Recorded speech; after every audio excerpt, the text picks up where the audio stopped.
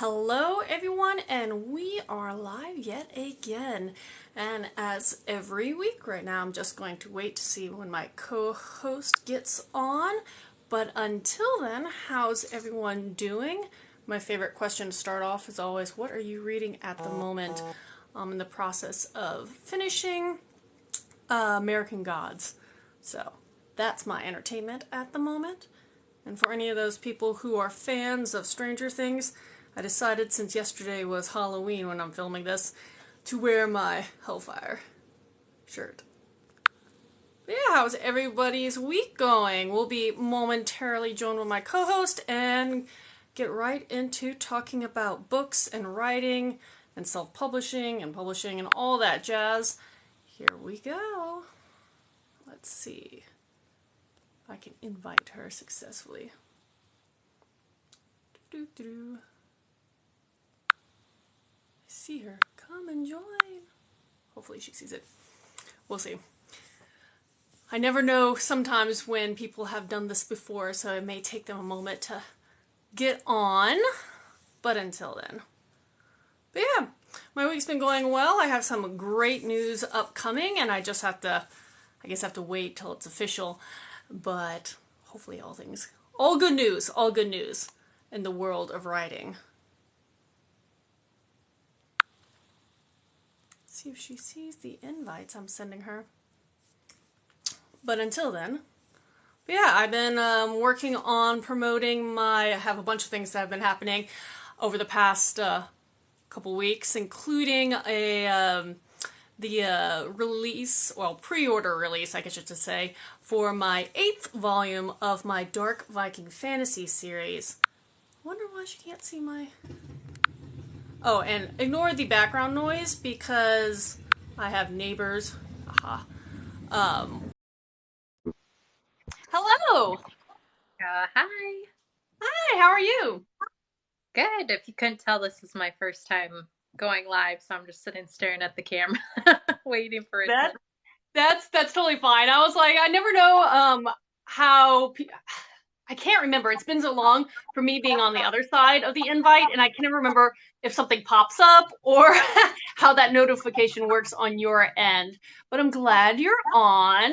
You look fantastic. I love that top. Oh, thank But you. yeah. So how this works is pretty simple. And again, excuse the outdoor noise. My neighbors decided right at 4 that they wanted to work on their motorcycle. So if you hear noise, I do apologize. Timing is everything. You're fine. But how this kind of works is that I'll let you start off and you let us know who you are, what you write, and, get all our viewers to get to know you. And then I'll do the same on the flip side because you never know who's joining in and if they are familiar with either one of us. And then from there, we'll just go where the day takes us. Absolutely. Sounds good. Perfect. And if you have any covers or images of your work, feel free to lift and show. Show and tell is great. Well, my name is Courtney Lillard. I started writing back in 2018, and I just a couple weeks ago published the fourth book in my series. So I write young adult epic fantasy books, and this series is titled The Dark Angel. And so I take a lot of inspiration from all over the place. I'm a big anime lover. I love just all the mainline, I guess, or mainstream young adult fantasy books because that's sort of where I picked up an interest in fantasy. So Mercedes Lackey, the Aragon series, just all over the place. And my husband loves fantasy too, so I get all the good reads from him too. So like I said, just recently published the fourth book. So that's sort of where I'm at now. I have the fifth one written. The sixth one is almost done too. So I'm looking forward to publishing those next year, hopefully. Perfect. How long do you think this series is going to be? Because you have 6 planned. It sounds like It's at least.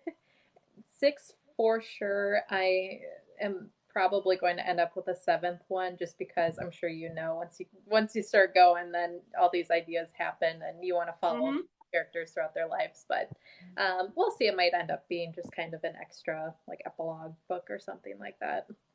I love that. I absolutely love that. Yeah, no, I totally understand how series have that tendency to grow as you write. Hmm. But I guess before we get too far into, I have a few questions for you. But before we get too into that, I'll introduce myself, and I'm Katharine Wibell. I'm also an author of various epic fantasy series. At the moment, I have three, and they range from young adult, my little background, young adult, new adult, and you can't really see it because it's really dark. I'll one day figure out how to do that, but adult fantasy. But my young adult series is called the Jed Chronicles. I have two out at the moment, and the third one will be released early 2023. Wow, we're already about to be 2023, but early next year. And this one's just a multiverse set in, with 12 magical worlds, and it's just a fun little hodgepodge of all sorts of mythological beast beings. If you like witches, if you like elves, if you like dragons, it's all going to be in the series. So that one's just a lot of fun for me to write. And then my new adult series is called the Incarn Saga. There are four of them. They are my complete series. And again, it was my debut series. And it's set in a kingdom on the verge of war where humans and shapeshifters have to decide if they can put aside their differences to unite and fend off a greater threat. And that was a lot of fun to write, especially since it was my learning series. And as you might know, as you write, there's so much to learn throughout the whole process of just even the publishing process. And then my final series, I'm about to release the eighth one this month, and it's The Guardian Speaker. It's a dark, very dark Viking fantasy series for adults, and readers will get to explore all sorts of Nordic mythology because it is essentially a dark retelling of some obscure Norse myth. But I love them all. That's what I write, and That's awesome. So I have a question for you then. Which one, okay. you mentioned your favorite just with the experience and everything. Which one would you say was the most difficult to write since they vary in genres, well, subgenres and the age range? I don't know if any one is particularly harder to write, but some definitely involve more research. Like my Viking fantasy definitely was research intensive because I wanted to immerse readers in a believable world where people during the Viking era existed. So there was a lot of historical research there as well as into their mythos. And, that's just a different kind of animal versus creating your own worlds and world building just out of, I guess, the nothingness and creating, magic that way. But they both come from different ends of the spectrum. So I don't know if any is particularly harder to write, but they are just very different. And the trick is, since I'm releasing two series simultaneously, Mm, not to get mixed up where I am on which book of as course. I try to publish. I would not advise publishing two different series simultaneously, but that's just my personal preference. I always learn by default and a lot more error than anything. Well, But that's yeah, so okay, so you have four out. Congratulations. When did you start writing or putting out? I guess there's a difference between when you started writing and when you started publishing. So when did you start? Actually, both, because there's different answers, I'm sure. so I started writing back in 2018. I just finished grad school, and so I kind of had a year where my husband was finishing school, and it was just kind of this lull almost. I had a lot of free time. And so I decided, well, I've had this idea for a while and I kind of want to play around with it. I knew I always wanted to publish a book, but I didn't necessarily want to publish at the time. So I just sort of sat down and wrote. And it's funny because I actually started with the fourth book, which was originally going to be the end of that series, just because it was, the big climax, the most exciting part, everything built up to. Mm-hmm. And I ended up writing that and then going back and starting with the first book. So by the time I reached the end of the fourth book, I scrapped most of it because you know how it goes. It just, the first draft is rough. So that's how it started. And then in 2019, in the fall of 2019, I moved to Lincoln, Nebraska with my husband so he could start his doctoral program. And I just decided, why not? I have these books written, I might as well just go for it since that, again, was on my bucket list. I always knew I wanted to do that. And then I went about publishing, and that one ended up, because of the pandemic, it ended up getting published in January of 2021. Okay, I understand the whole pandemic and the whole how it kind of messed up a lot of things, but it also allowed, I've heard other people gave them time to invest in some of the projects they've always put off. So it's always interesting what it has done to people as a whole. But no, that's really kind of neat that I've never heard of someone starting with the final book at the time, at least, book 4 for you, and then double backing and starting, then going back from one and publishing that way. But that is so interesting. So when you were writing this 4th book, you already knew you had other things before it. Mm-hmm. Why did you decide, I just want to start here? No, that's fine. I know it's odd. How I write, a lot of it's focused on different scenes that take place throughout the series. So I didn't necessarily have everything outlined or all of the dialogue in mind, the transitions, anything like that. I just had more of the scenes, any sort of fights that went on, any sort of conflicts between characters, or just anything else that specifically stood out to me where I could outline it in my head. And so at the end of the 4th book, again, it's that big climax, that the final fight, the final push, and that was all clear in my head. And I just was really excited to write it. And I love that. really what pushed me into it, because I thought, if I'm going to do this, I'm going to do it the way I want to, and I'm going to start where I want to start. Because then when I went back to the first book, then you really start as an author to focus on introducing the characters, world building a little bit, Mm-hmm. focus on introducing the plot, and those are all kind of the boring things at that point. Once you write exciting stuff, then you have to go back. Oh yeah, no, I understand. It's always very slow writing the first part of any books. It doesn't matter if it's, book 7 in the series. It's always slow because you're setting the stage, you're doing the descriptors, you're, building out your characters, and I'm glad to hear someone else just wants to get to the action. No, That's I the absolutely love that. Yeah, my first, sorry, what?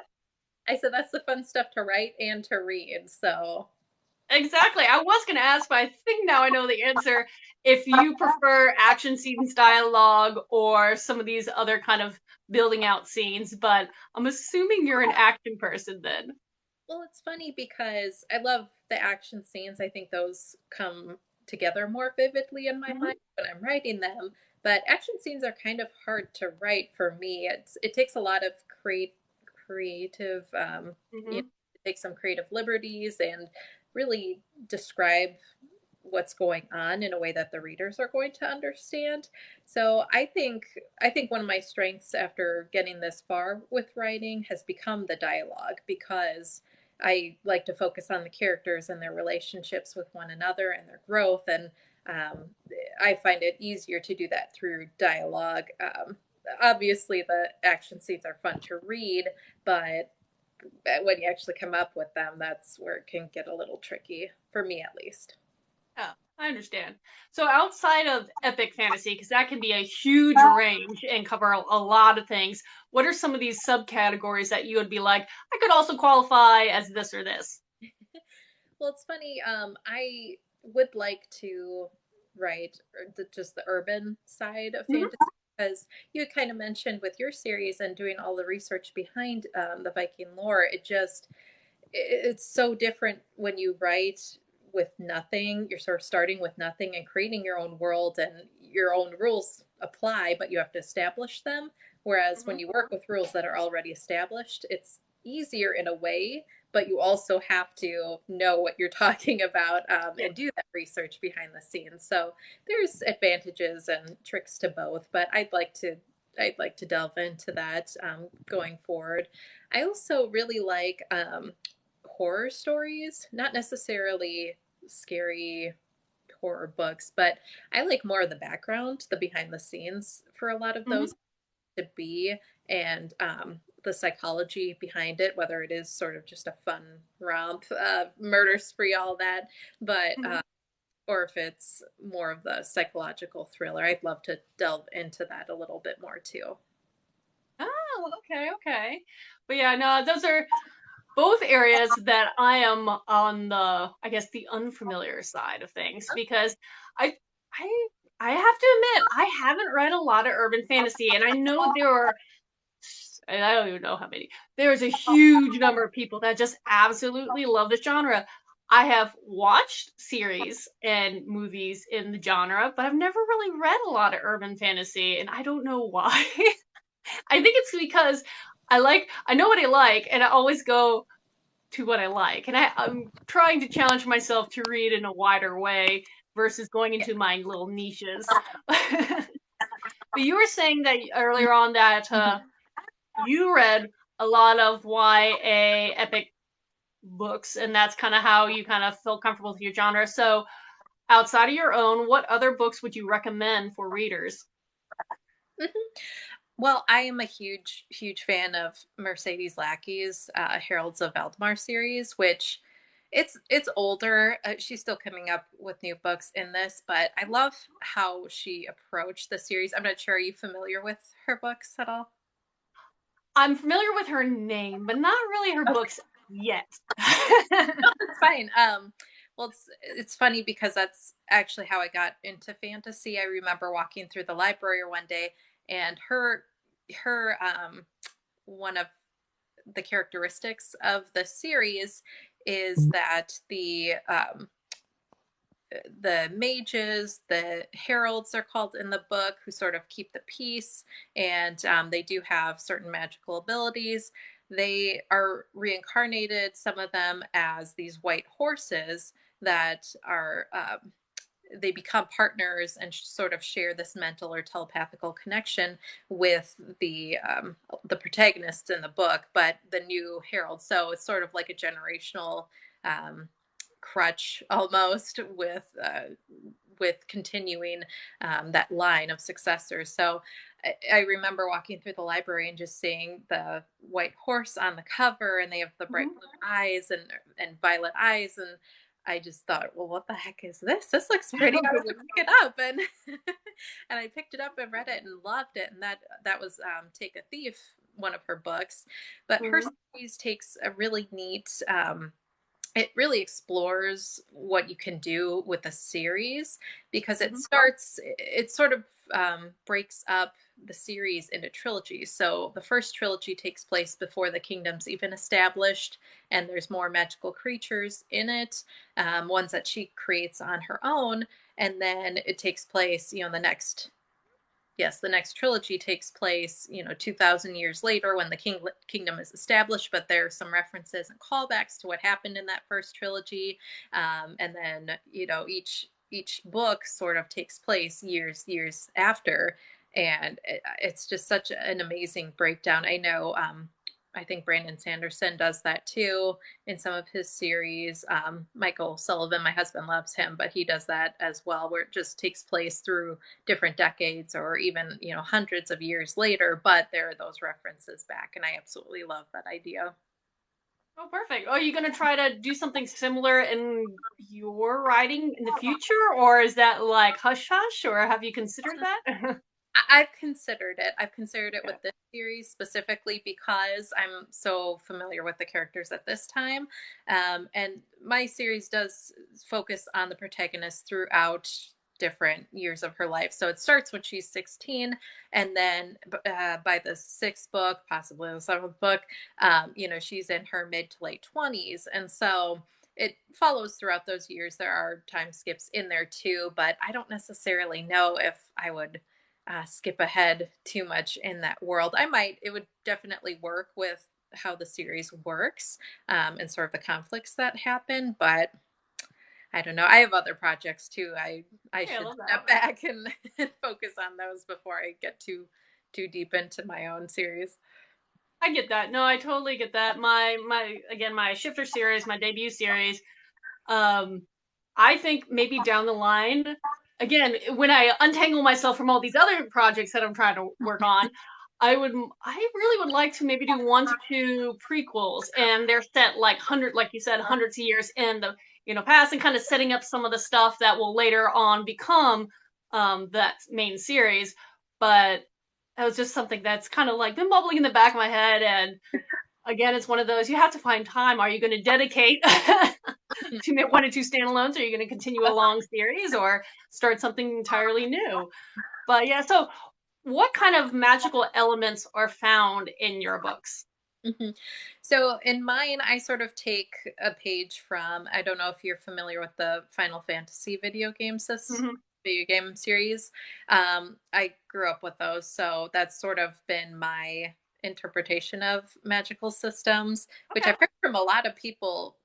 That's just so different to them, having the idea of they have black and white mages in the game. And so Hmm. in my book, there are light and dark mages that how they manipulate energy in order to cast spells is different from each other. The different spells they can cast are different from each other. And then the protagonist in the book, she actually gains demonic power from their demons in the world, evil, wicked creatures. And she ends up making a deal with one and is able to use that creature's power, which again, it's a little different. The feel, the essence is different, and that transitions to the different characters, the different main characters, and what powers they can use and how they feel about the protagonist, too. So Hmm. that's sort of how I established it, is just making sure that there are two distinct types of energy that can be manipulated, and then the physical changes that happen too, because it is essentially through genetics or through your generations who will be able to wield different types of energy too. That's neat. Yeah, well, I always read a bunch of books and then I like cycle back around. Mhm. Earlier this year, I started The Wheel of Time, which is a long series. Yep. But in it, at least early on, they do kind of have a distinct difference between masculine and feminine magic. Mhm. And so, again, how they wield it and what it can do is very different. But that kind of reminded me a little bit like that, the dark and the light, and the two distinct magical entities. I always like the concept of like the yin and yang and balance between opposites. So, Mhm. perks up my ears that way. But okay, here's something I always like to ask is, do you write from one perspective alone? I'm a person that each of my main characters you only see through, their head, their eyes, or whatever. And so you have that limitation in writing that way versus writing where each chapter or subsection is from a different character's point of view. So how do you approach writing? I personally like the third person limited view instead of Hmm. first person. I think it's so hard to write first person, just for me personally. Yeah. And so, again, third person limited, so it's just the focus of the one character, but each section switches between characters. And so it will go from having, the protagonist wherever they are at and then switching to a different protagonist, but again not having that insight that we as the reader will know. And I love playing with that idea, Hmm. because sometimes you see it done, I don't want to say poorly, but done in a way that causes conflict. So one character knows something, and if they would just tell the other character, then there won't be a Yeah. problem, that type of thing. But I try and avoid that. I think it's a little cliche for a Hmm. conflict for me personally, but I much prefer the third person where you can just explain their thoughts without having them, you know what I mean, without having Yeah, them. exactly. No, So it's always interesting because everybody knows what they're comfortable in, and I feel like at least a lot of now I could be maybe I'm wrong, and maybe I haven't read it late any of this stuff lately, but I feel like especially a lot of older fantasy, it is that third person, and so I think on the epic side. mhm. Now you correct me if I'm wrong, but I feel like from what I remember of those that I've read, um, it falls into that third person, which makes sense for people who write epic fantasy to broach that way versus someone who's romance. I talk to a lot of romance fantasy or romance writers, and they're first person, but I think that's common or more that tends to happen more often in that genre. So it's always interesting how someone just settles on at least their debut series and what they're going to write in the beginning of their writing career. Right. And it's interesting you bring up the different genres. I actually finished an ARC last month with Courtney Wright, her Lord of the Scorched Lands first book that she's publishing soon. And I gotten through the whole book. It was third person, and she asked me a few questions at the end, and I was sort of, helping her based on my own experience and everything. And she asked me if it would be better if she switched the whole book to be in first person. Oh, She said, well, that is a personal preference because there are advantages and disadvantages to both. There are limitations to both, yeah. but it really just comes down to what you, as the writer, one, what you prefer, and then two, what works best with the genre or with the story. And hers was just general epic fantasy, I want to say, or high fantasy. But I thought it worked better as third person. But I said that's a big commitment if you're going to switch perspectives. Oh yeah. Once you wrote the whole book, so I said, don't feel that pressure too. I think some other ARC readers had mentioned that too or suggested it, and so there was that doubt. But I said, just stay committed to yourself as the writer and what you prefer. Yeah. Well, that's interesting because one, a young writer is very self-conscious on the work and is a little more malleable than, someone that may be far more experienced and pretty comfortable with whatever it is they are. And so that question of, like you said, it is a big choice, but I don't know if it's necessarily as crucial in some ways, but you have to write what you're comfortable with, knowing, like you said, the parameters. And, it's hard when someone asks, to change to someone else's perspective, especially if you've written the whole book. I know. But wow, no, I don't know. That makes me like shiver thinking about all that editing. But yeah, it is definitely a personal preference, and you have to do what you're comfortable with. You really do, because I don't know if I would be comfortable yet attempting a first person's perspective. It may be something down the line I would like to challenge myself with, but right now I'm content with what I'm doing. And if someone else was like, I prefer that, I'm like, that's fair. That's totally fine. Everybody has their own opinion, but this is the way I write and this is what I like. So Right. Well, in a way, it's better just to stay with one and then become more skilled and learn as opposed to jumping around and trying to learn different one. It might be fun just to try it and see if it's something that you like or might be good at, but there should never be that pressure of you have to do it one way or you have to do it another way or switch it. mm-hmm. And as an author, the nice thing is, especially if you haven't published anything, you have this moment to establish how you're going to set your first foot forward. So yeah, no, but that's exciting for her and her first book. I know, I love hearing about publishing stories, and good luck on, I guess, her release whenever that does happen. But yeah, so you have 2 books set for next year. Do you try to publish 2 a year, or how often do you like to turn a book around? Oh gosh, it's been a process. Since I started, it's been to a year. I Mhm. published the first one in January of 2020, second one September of 2020, the third one came out this past February, and then this fourth one just came out. And I think a lot of times it just depends on the editing because I've learned this too. You have to wait until everything is done, until you're happy with it, and then go about publishing it. That would be my piece of advice when it comes to publishing, because I have done so many things I've learned from, and I've switched covers when I wasn't happy with them. And then you think, okay, well, let me just go through and do some more edits or fine tune or, switch things up a bit. And there comes a point as an author where you just have to say, okay, I'm done with No. this. It's good. It's as good as it's going to be, and I'm happy with it. And as long as you're happy with it, that sort of becomes the end point.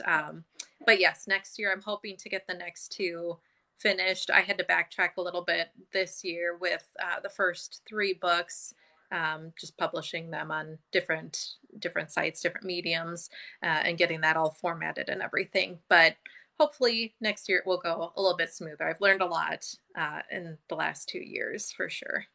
Well, I have a question that popped up just a moment ago when you were talking, and because I do repost this on YouTube in like a few weeks, I usually read them out because they won't have that kind of below content. So this also gives us a question. I love the questions, and the question is: are your books on Audible? So have you approached audiobooks yourself? And then I'll answer it in my version in a moment. I haven't at the moment. My goal right now is to get everything published and then go about. I love to have a box set with all the books, and then I would love to just be able to focus on transitioning to Audible because it's an amazing medium for reading. You can just, it's amazing. It really is.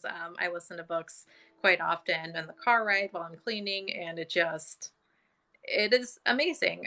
It's a good medium for authors, especially when you're getting started.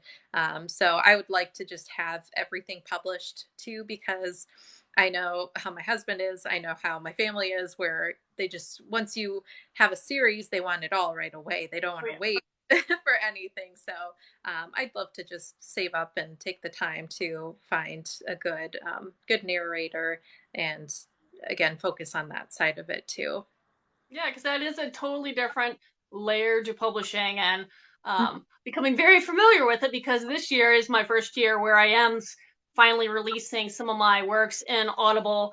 And all three right now are being converted into Audible with different narrator groups, which is fantastic, but it's Yeah. a lot. It's a totally lot because as a reader, like I have to go through all their when they have a file for each chapter, I have to go and listen through it. And if there's edits, then I go that, and it's very time consuming kind of thing. So I am slowly releasing them. I have the first two of my Viking series, my little novellas out on Audible, but all the others will be out there eventually. Each project takes a different type of time just because of length or complexity of the project itself. I have my Incarn Saga, Asara's Claws, that blue one, which was my first book. And I started that one on the Audible process first, but it will probably take the longest of all the first books because I was very overzealous and I hired a whole voice cast. Oh, So, yeah, which makes it very complicated because again, COVID hit. And right. so there was issues getting people into that studio they were working in. And so everybody was rotating and had to wait, so much time. And now it's in the editing stage, but you have to sound splice each person's readings. They all read them at different times. And so it's coming, but that will probably be the slowest one to release just because of the complexity of the project. I had no idea. Yeah. Well, But that's amazing too that you have that out and you're putting in that effort too. well, I also have been publishing for a number of years and had been considering it for a while, but it's, can be an expensive process depending on how you approach creating audiobooks, and it's definitely another layer of time commitment, Hmm. and time is money. So hopefully eventually, but as all things, I learn by stumbling through it. So And you just kind of have to have that attitude to just in any creative field, I would say, whether it's, writing, art, music, acting, mhm. whatever it is, you have to be willing to stumble a few times in order to learn. And I'm sure we both had our share of that. Yeah, no, definitely. And I will happily tell everybody, I'm always the last one to learn anything when it Oh, comes to this. I'm the one who never knows what to ask until well after I should have. So that's why I like doing these kind of things because it's always nice. I learn something every time. I hope whoever I'm talking to is also learning as well, and people who chime in, learn as well because with if we all help each other, especially in the writing community, it just makes all our stuff better. The idea. exactly. So, what formats and where can people find your books? Yeah. Mhm. So I have them on Amazon for the Kindle Unlimited. The digital version is there. I also have paperback versions available, hardcover versions there. I recently uploaded all the paperbacks to Ingram Spark, and so they are available to now. Mainly it's Barnes and Noble, just the Hmm. paperback for those first 4 books now. Ooh, that's another thing I'm considering for next year, but I feel like that's also going to be a time commitment because there are different formatting requirements between Amazon's platform and Ingram Spark, and so that's whole new cover design. Well, edits to the cover design and recontacting those people, and it just sounds like a lot of work, and I keep talking myself out of it. So let me know how it goes because I really am trying to decide if it's worth it. I would love to reach a wider range of readers, but again, time, effort, and money, and what you get out of it, I just don't know. Right. And I've hopped around to just to trial and error too, especially with the digital formats because there's so many sites now with options and different audiences that they reach out. But right now I'm focused on just that Kindle Unlimited since I haven't really done that before. Yeah, and for me, I mean, that's one of the things, like, I don't know if I would ever feel the urge at this moment to Mhm. go wide with my ebook. And I know there are people who don't have access to KU, and I feel bad about that, but it is my bread and butter when it comes to my literary income. It is a heavy hitter, and to lose that would be terrifying.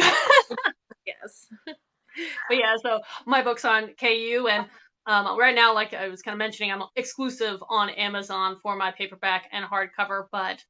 And have you considered, now that you're doing the process with paperback with Ingram Sparks, to do the hardcover? I know you get the fancy dust jacket that way, which is one downside of, no offense, Zahn, figure that out because we want the dust covers. Yes. Yeah. Make it look all pretty. I've considered it. More than anything. So just some backstory into my publishing process. I had started on Amazon and then uploaded to Ingram Spark. Well, I had mentioned I changed the covers before. So it's a bit of a process to get books taken off Ingram Spark because obviously you want that everything uniform. You want the covers the same Yeah. on sites. And so I took them off. Well, they had sent me a coupon to upload everything again for free, I think, because I took it off.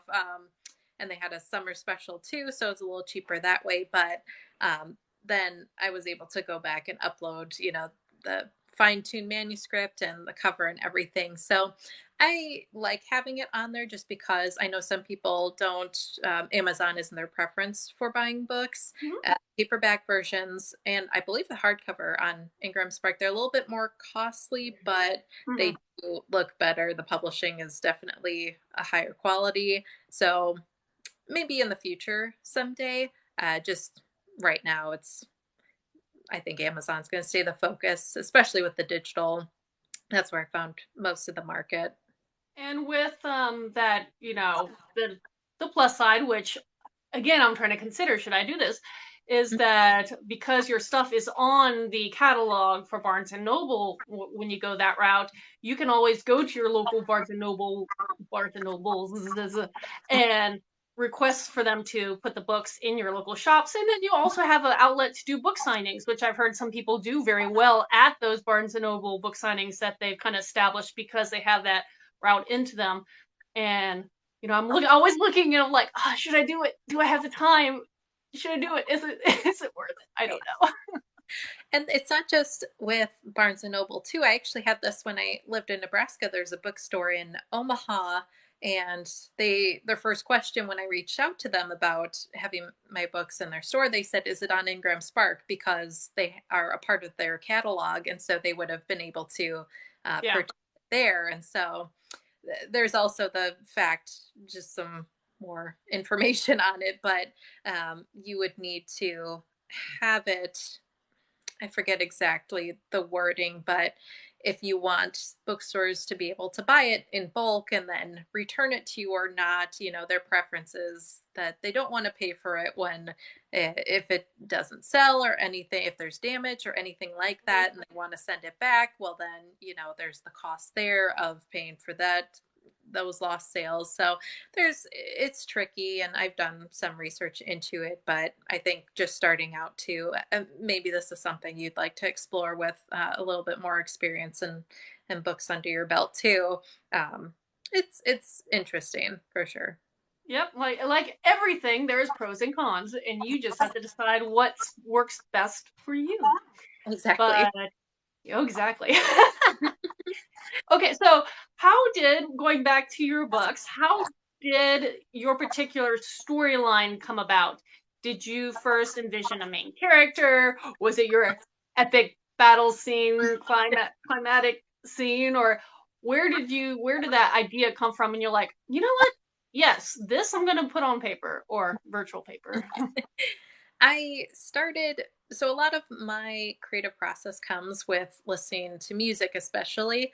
Um, Okay. Music depends on the mood, essentially. So if it is some sort of battle or some sort of conflict that's taking place, some sort of revelation that happens, whatever it may be, I would have a different playlist, and I still have it too, where I can just go back, listen to something, and just put that scene together in my head based on the music, based on the mood. And so when I would listen to different songs, I would have these different scenes, these different dialogues, and maybe I didn't know the words exactly or the movements exactly, anything like that, but I would definitely know what the feel of that scene needs to be.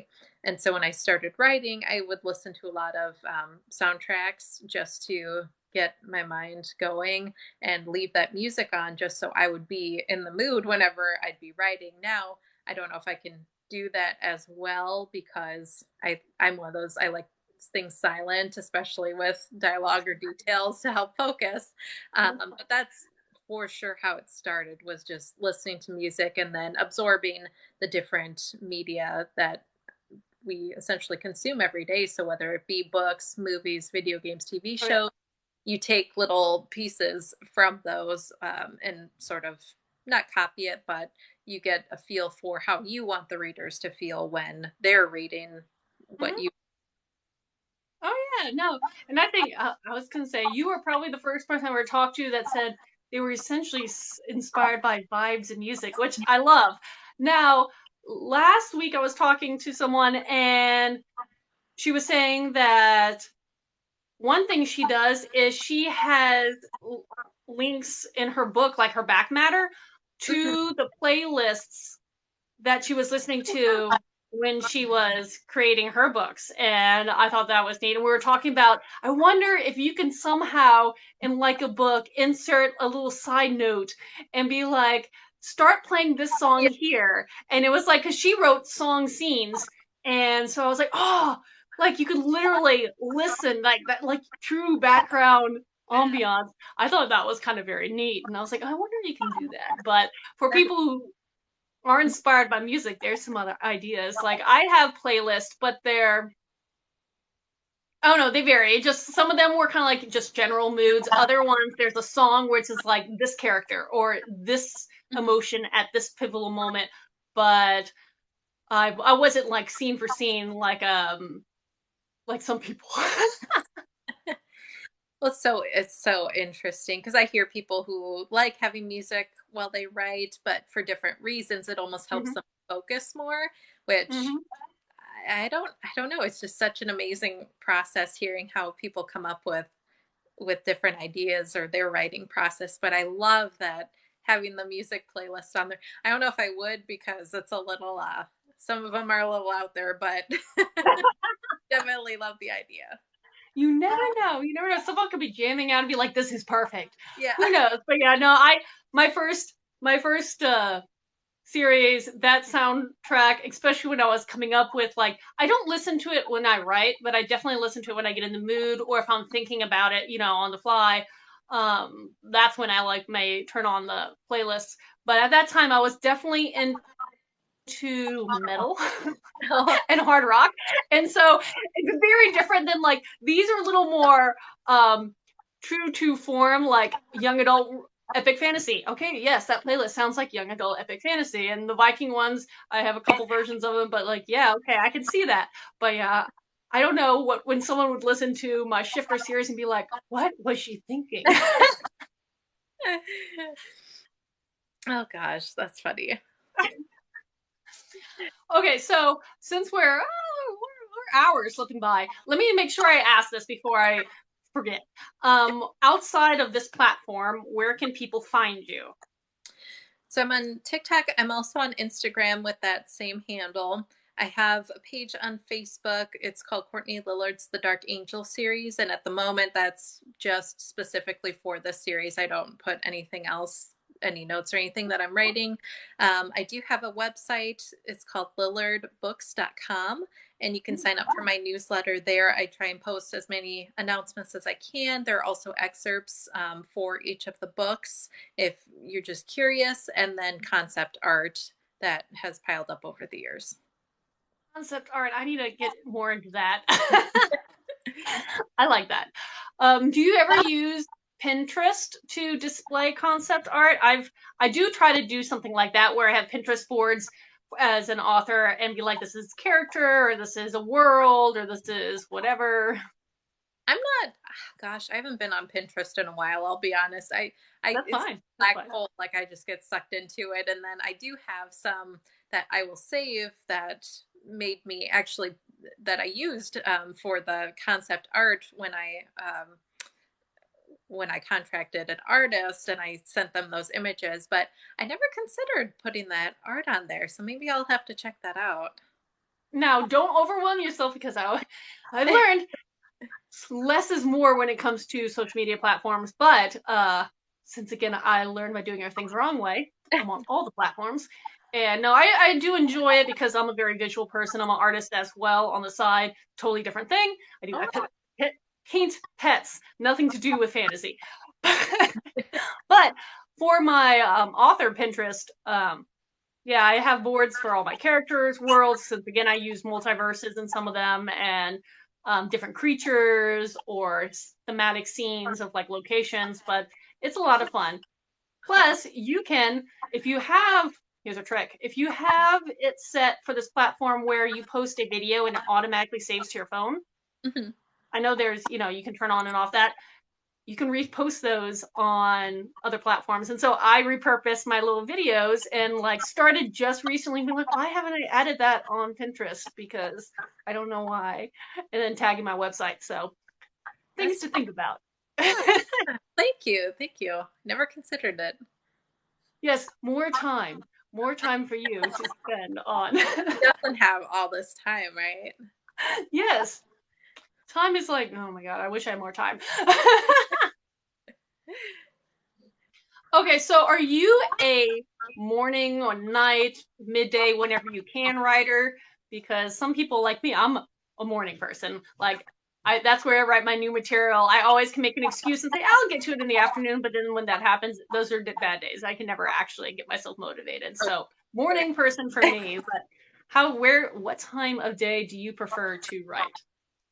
I like the morning too. I'm not super early, but I just in general am more productive in the morning with life. And then my energy just slowly decreases as the day goes on. But I really liked writing at night at one time just because, again, I would just put on this soundtrack or put on some music and then have my laptop in front of me. So maybe more writing at night and then editing in the morning, something like that. I'm trying to work on a process.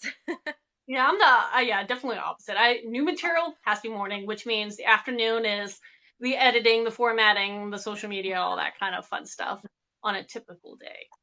Yes. Typical day.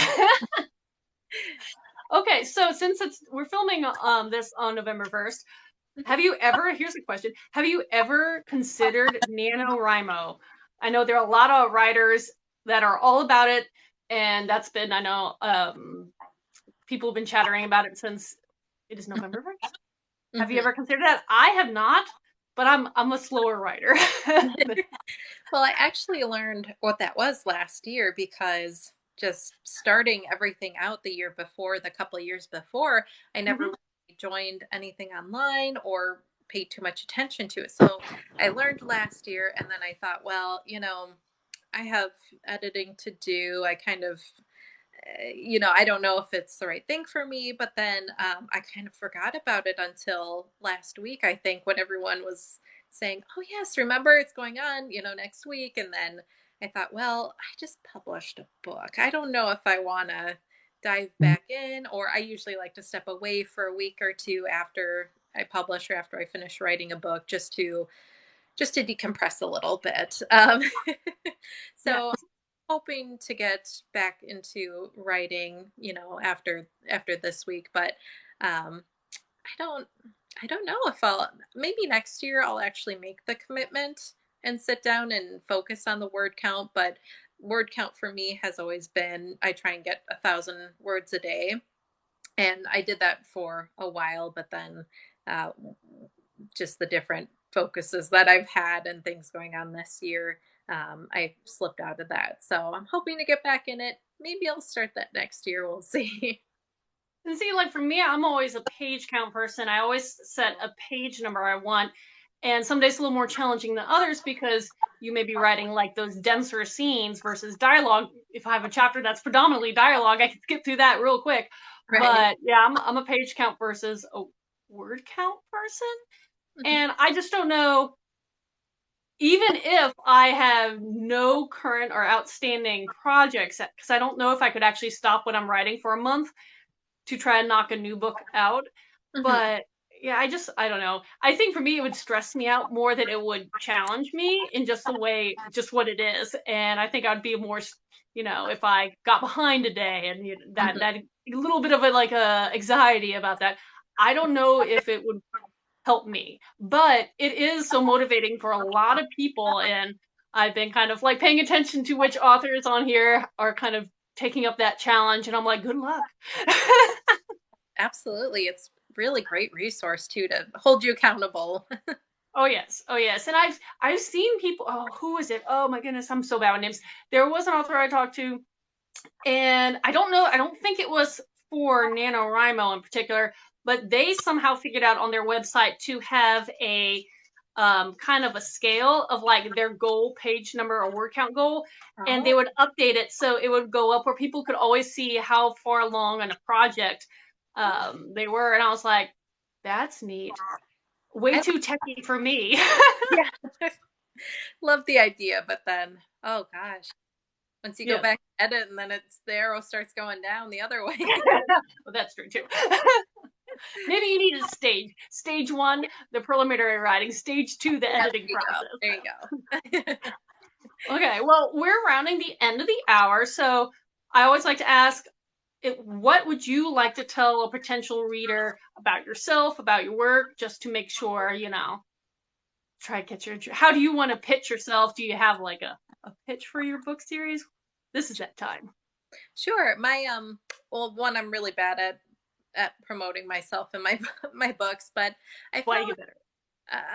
I found the way that I like to sort of talk about my series and the way that I write Mm-hmm. is it's a slow burn. It definitely is because a lot of the love and a lot of the care I put into it is in the character development and in the dialogue. So the books get bigger as they go on. I actually have them here. I can hold them up later. But um, so it starts out again, the introductory parts. And to be honest, a lot of the characters are just very basic introductions. Mm-hmm. I've had people tell me just about every time they read my books is that they hate the protagonist, that they think she's such a brat at first. And then as the books go on and as you sort of they learn about the world because she's a little more secluded. And then she's thrown into the world and thrown into all this conflict with discovering that she can use this demonic power, which is illegal in the country. She's essentially used as a weapon in the second book. And so it just sort of builds on their characters and as they're growing into, because that's such a huge transition, your late teens, early adult. And the other protagonists, the other perspectives that I use from the characters go in that same direction too. So give it time. It does build after the first book, and I do that on purpose in a way. I know some people like to, right out of the gate with the first book, and I wish I could do that. I wish I could just have all that excitement right away, to draw a reader in, but I don't know. I sort of settled in with that slow burn approach. So the first book, I can hold it up if you, I got to move Yes. it. But so this is the first book. It's called The Shadow Prince. Love it. And then I have the other ones here. I'll just quickly go through. Ooh, I love that back color, that glow. And with the covers, I like to focus on the color that sort of reflects what's going on. This one's the big one. So, yes, so it does work. And then the fourth book, you can keep in mind that was the end of the series originally. So, and then I couldn't let go. So there are two more books. It's hard to let go. It is. I know when I finished my first series, I was very sad because I was like, well, goodbye, friend. Yes. Well, and that's good though, to step away and say, okay, that's it. That's the end of the road. We're not, what is it? The exploiting, where movies now keep making sequels because people want I know. more. I like in my first series, I purposely wrapped up obviously the big things, but I also left a couple things a little open just because I like the idea that there was potential for more adventure to come, kind of thing.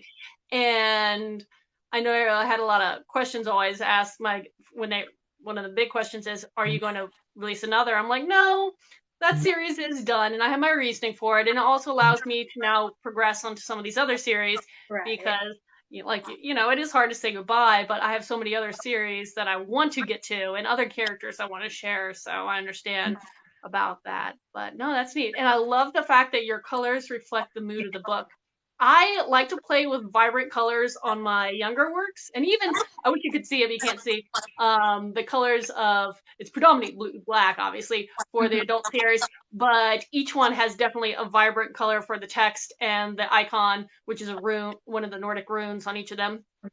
And they change, but I've never really picked them for like a meaning necessarily. I just like, oh, I like that color. Let's do that. Yeah. Well, that works too. Whatever's eye catching, that's what you got to work for. Yes, very true. Very true. Well, thank you for coming out and talking with me today. Your book covers are beautiful, and congratulations on your most recent release. So that's exciting. I love a good release, and I'm so bad about promoting myself during a release. Like long term, it's one thing, but for actual release, I'm kind of like, oh, here, I forgot. This is out now. Read it too. The series is longer now. Oh man, I have to get better about that. So actually, one quick question before, what do you do when you release? Like, do you do a big event? Do you just do a post the day of? Do you do, like, how do you work on your releases to notify people? I would say, well, I was really bad with the first book. I didn't tell anyone I was publishing or really writing, so it was a big surprise for my family and friends, and I had so much support, which was just, they're all just amazing, but I didn't really understand the process. And then I got to the second book and I was kind of pushing it a little bit more, but once you're early on, you're sort of, is this right? Is this wrong? It's a lot of trial and error too. And so with the third book, once you're farther in a series, you really want to focus on the readers that you have already or the people who have been with it a little bit more. So again, trying to promote the first and second book too beforehand. But I think I really understood it the best with this most recent release because I have my newsletter that goes out every month. And so I released it on the same day that my newsletter went out. And then I offered the first book for free digitally on Amazon. And I had so much support there too, which was absolutely amazing. I was just floored by, well, it's a free book, so I guess I can't be too surprised that people want to download that. But I think that helped to just get awareness out. Well, perfect. I love that. Yeah, like I'm always again trying to Mhm, test new things to figure out what's worked in the past and mhm. what I need to do better in the future. And so I'm always trying to learn about that because that is an important thing about being an author is when you put a new book out, let people know. Yeah. But Yes, absolutely. yeah, like I said, thank you again for coming out and chit-chatting with me. If you ever want to do this again, I plan these weekly. Just, let me know, especially now that you maybe after you put a couple out there Yeah. and Maybe I'll have and some better answers, better advice when I have more books out like you then. oh no, no, That's no. funny. Everybody learns at different stages. Mhm. One of my friends had just jumped on there quickly. I was gonna say he is a champ. His name's AP Beswick, and he on this platform is like the expert marketer for his work. And I always follow him. I'm like, what did you do? How did you do that? Can I can I copycat you? I'll message him sometimes, be like, can I take that music or can I copy Yeah. your theme because I'm trying to learn and yeah, you never. Oh, thank you. Yeah, you never know. It doesn't. Well, let me approach it this way. Just because you're new at publishing doesn't mean you're not going to learn at a Mhm. far quicker rate than some people who are just slow as molasses. I'm slow as molasses when it comes to this. As long as you're willing to learn, that's the key takeaway for anybody. Yes, and that's I think we should all try to continue to learn. But Mhm. as I have to wrap up unfortunately because if you didn't hear, I don't know, you might have heard there was a very big dramatic sign in the corner, and it is my dog's 5 o'clock Oh, Eastern time. My dog's like, I'm here, right, food. ready. So I Well, have to gosh, go. thanks. Yeah, thanks for having me on, Catherine. This was fun. Thank you, and like I said, hopefully we can chat again in the future, and let's keep in touch. Sounds good. And bye for everybody Okay, who's been have a good day. chiming in. Bye.